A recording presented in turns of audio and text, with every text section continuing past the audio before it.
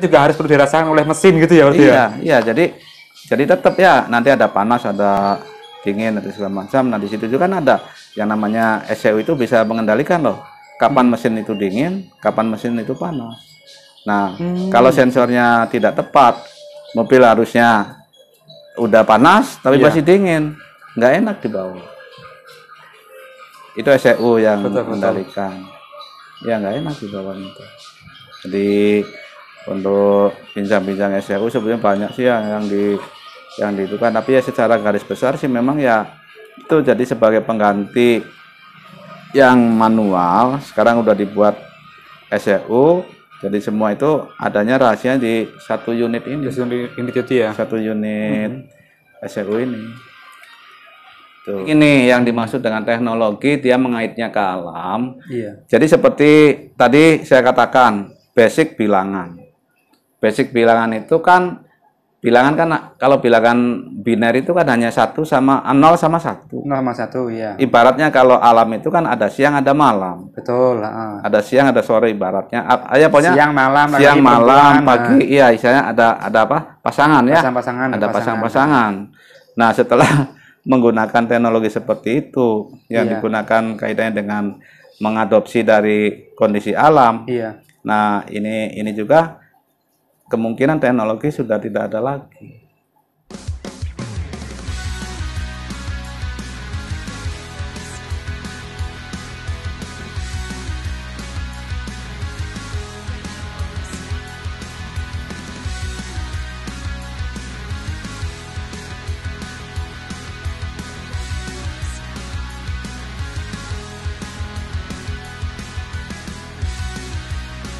Kalau misalkan mau membuat mobil terbang, ibaratnya kalau di pewayangan kan ada yang namanya Gatot Kaca ya. Iya betul. Ya, Gatot Kaca gitu kan bisa. Nah itu di Inggris sudah ada. Jadi manakala macet, mobil itu bisa dilipat, nanti bentuknya kayak pesawat. Ya di situ. Nah ini mobil juga sama. Sekarang mobil yang teknologi yang dulunya dipakai di pesawat terbang, sekarang mobil juga udah mulai. Contoh. Extra van dulu pakai brush ya, pakai dinamo dulu, pakai apa, cool brush ya dulu kan pakai cool brush nih. Kalau sekarang udah nggak pakai cool brush lagi, istilahnya udah pakainya stepper. Oh gitu pengganti. Iya sudah jarang ada yang tahu ya. Iya udah pakai stepper motor sekarang. Stepper motor ya. Iya jadi kalau yang paling gampangnya nanti perbandingannya tuh di rumah pasang AC. Iya. AC yang zaman dahulu kan AC langsung dari arus listrik untuk menggerakkan kompresor. Betul. Tapi kalau yang sekarang dengan adanya sistem inverter, nah itu arus listrik diolah dulu. Jadi arus listrik dibuat DC, nanti di situ ada penggeraknya berupa frekuensi. Nah, nanti frekuensi itu yang bisa merubah kecepatan. Itu teknologi yang awalnya dipakai di pesawat. Nah sekarang udah dipakai di mobil, contohnya di Extra Van. Ya Extra Van sekarang itu udah mulai makanya stepper. Jangan jauh-jauh, motor aja motor. Sepeda motor loh, udah pakainya stepper motor. Makanya begitu bensin nggak jalan, ya bensin nggak bisa disedot ya. Sama fuel pump itu diganti hanya berupa batangannya, nggak bisa. Itu harus dengan rangkaiannya. Oh iya, itu motor-motor yang baru ya? Motor yang baru tuh iya. Itu dengan rangkaiannya, jadi ada rangkaian, ada steppernya. Jadi nanti stepper motor itu bisa kerja dengan rangkaian ini, karena rangkaiannya itu sama dengan kipas yang AC gini ya. Nah, kalau kipas AC kan frekuensinya rendah. Betul. Frekuensi rendah. Segala sesuatu frekuensi yang rendah itu pasti fisiknya gede. Tapi kalau dengan frekuensi yang tinggi, fisiknya kecil, tapi kemampuannya luar biasa. Betul. Makanya di pesawat terbang tuh nggak ada genset yang kayak genset kayak yang dipakai orang di apa istilahnya? Diambil listriknya. Nah, untuk di pesawat sih genset itu paling besarnya taruhlah diameter berapa 5 sampai 6 in, tapi kekuatannya luar biasa. Nah ini mulai karena ada ECU-nya atau ada apanya? Ya, jadi di Teknologi situ apa itu? teknologi kan udah kaitannya, jadi berbicaranya untuk menghasilkan arus yang besar itu sekarang udah putaran itu yang apa? Yang menggerakkan atau yang mengendalikan adalah berupa frekuensi. Semakin frekuensi dinaikkan, Oh, pakai frekuensi ya? frekuensi yang sekarang, frekuensi yang sekarang ya, yang diolah. Semakin tinggi frekuensi, kecepatan semakin tinggi. Frekuensi turunkan ya dia pelan. Tapi nanti ada batasan sih, jadi nggak bisa frekuensi harus sekian, tuh nggak bisa. Kalau ada batas maksimalnya. Iya, ada maksimal sekian, minimalnya sekian. Itu udah ada settingan ya. Subhanallah ya. Perkembangan teknologi, ilmu pengetahuan yang luar biasa. Luar biasa. Nah makanya kalau yang namanya manusia hidup di dunia ini sebetulnya sih ya memang tergantung ya dalam arti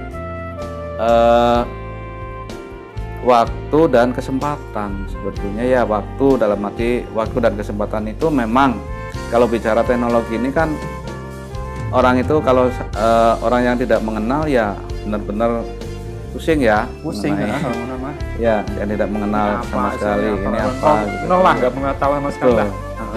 Makanya kalau hanya sayangnya di kita itu kan gini, di kita itu kadang-kadang di sini hanya yang dicari hanya legalitas, yang dicari legalitas, padahal nggak tahu di dalamnya itu yang gimana ya. Betul ya. Ilmunya dalam enggaknya ya, gitu ya, pengetahuannya ya. Legalitasnya sih oke. Tapi ya itu, jadi masih ngetrennya kan seperti itu. Jadi nggak bicara masalah bagaimana sih kompetensinya ya. Kan gitu. Betul. Yang sekarang. Ya harusnya yang dikejar emang kompetensi harusnya ya. Nah ini udah mulai. Jadi di kita itu kan yang dikejarkan mengenai pendidikan kan berbasis karakter.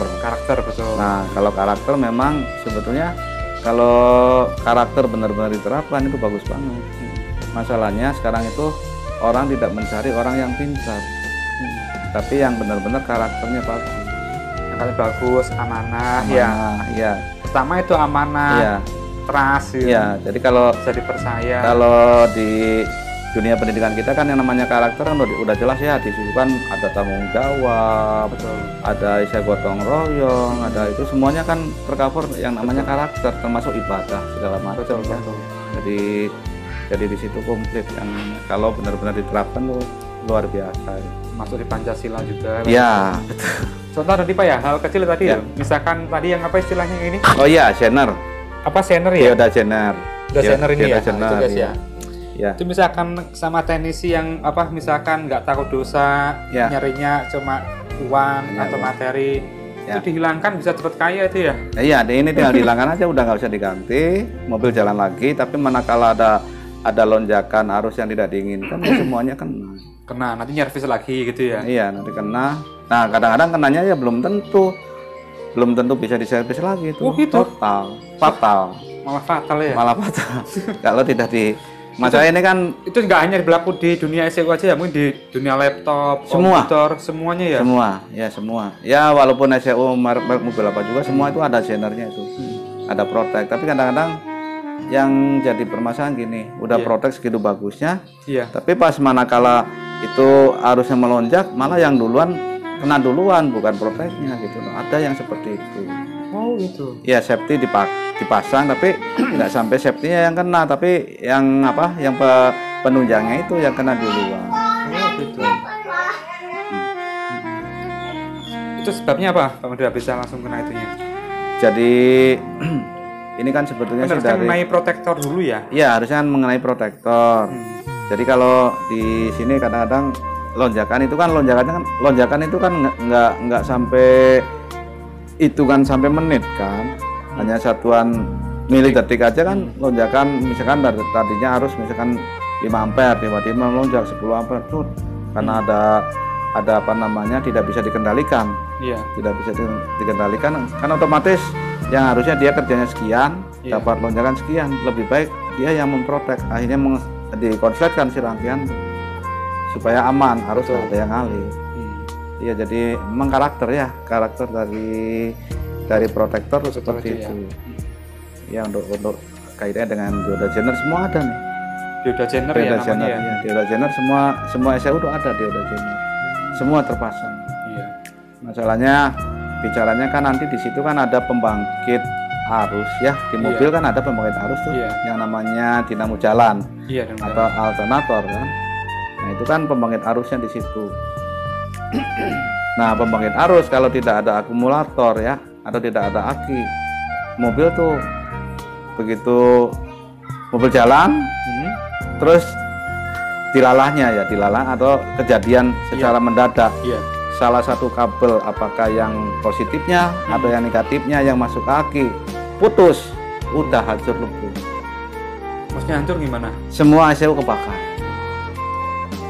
Kok bisa gitu ya? Ya, karena apa?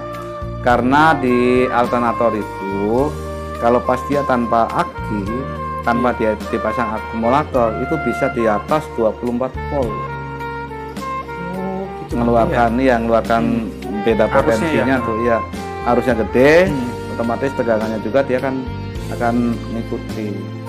Tapi jarang kejadian tuh Bang ya? Jarang, makanya kan di tunggul aki atau ini kan dibuat sangat permanen ya, kabelnya juga gede kan, terus yang masuk ke bodinya juga terpasang ya, perannya benar-benar udah dijamin ya, udah jaminan iya. Nah itu jadi kadang-kadang kalau orang misalkan pengen nyoba dinamo jalan itu masih bisa ngisi atau enggak, gampang kok ya, caranya gampang.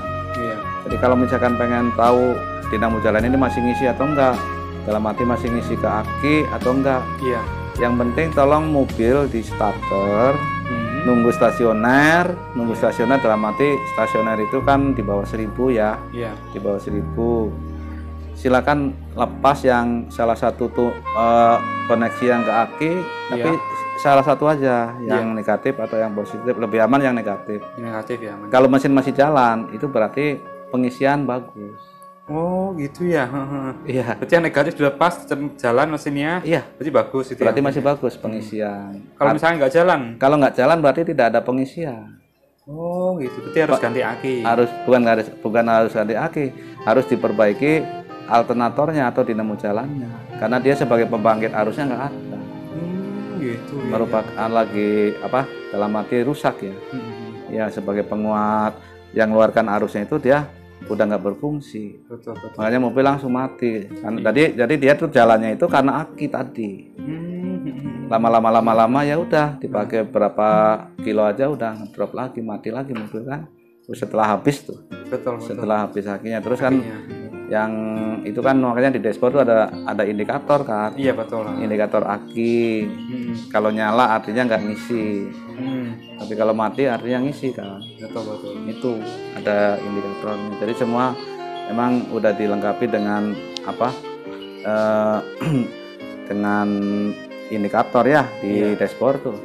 Untuk aki udah dilengkapi dengan tanda aki. Betul. Untuk mesin ya ada cek engine. Untuk temperatur ya sekarang udah mulai temperatur itu tidak pakai yang pakai apa jarum lagi yang sekarang, hanya sekedar lampu. Makanya mobil yang sekarang pakai lampunya itu kan tetap dikendalikan sama ECU yang sekarang. ECU ya. Iya, dikendalikan sama ECU. Nyalanya lampu pertama kontak, dua lampu tuh harus nyala dulu. Itu ada maksud. Maksudnya gimana? Ada maksud. Misalkan lampu yang satu merah. Iya. Yang satu biru atau hijau. Iya. Nah ini yang merah harus nyala dulu pada waktu kotak awal. Karena nanti kalau dia tidak bisa nyala, nanti orang tidak tahu kapan mobil pada waktu ada gangguan menandakan dia overheadnya kapan. Nah makanya kalau misalkan kontak waktu mau menjalankan mobil, tolong diamati dulu kalau yang udah pakai indikatornya lampu untuk indikator panas tuh dicek dulu. Kalau yang masih pakai jarum sih ya tinggal dilihat, nanti kan semakin panas semakin naik. Betul. Nah kalau ini nanti kalau yang merah itu kalau udah overhead dia nyala, udah langsung stop, orang tuh jangan dipaksa ya. Tapi kalau yang biru menandakan bahwa kalau birunya mati itu artinya mobil itu udah kondisi aman, dalam arti aman, nanti extra fan jalan. Ya begitu, yang birunya mati nih, mati. Nah, tapi kayak yang merah diupayakan jangan sampai muncul pada waktu mengendarat. Iya.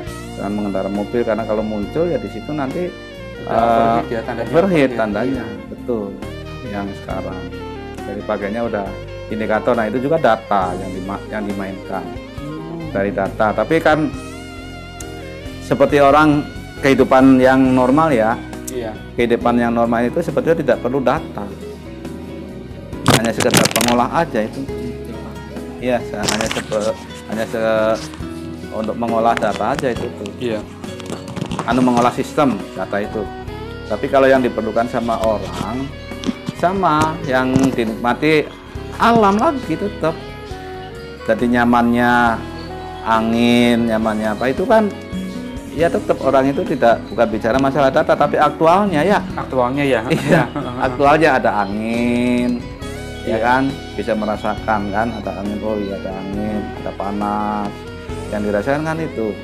Padahal di dalam suatu essay itu dia diproses dengan sedemikian rupa, tapi tetap nanti yang dikerjakan lagi kondisi seperti semula, kondisi dalam arti keadaan alam yang dikerjakan terjadi semua. Ada unsur apinya. Iya, ada unsur api, semuanya pokoknya yang dirasakan sama manusia lah.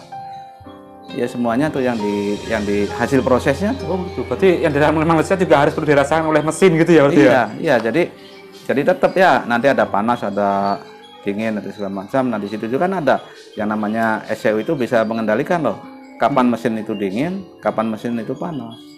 Nah kalau sensornya tidak tepat, mobil harusnya udah panas tapi masih dingin, nggak enak dibawa. Itu ECU yang mengendalikan. Ya nggak enak dibawa itu. Jadi untuk bincang-bincang ECU sebenarnya banyak sih yang itu kan, tapi ya secara garis besar sih memang ya itu jadi sebagai pengganti yang manual. Sekarang udah dibuat ECU, jadi semua itu adanya rahasia di satu unit ini. Satu unit Satu unit ECU ini.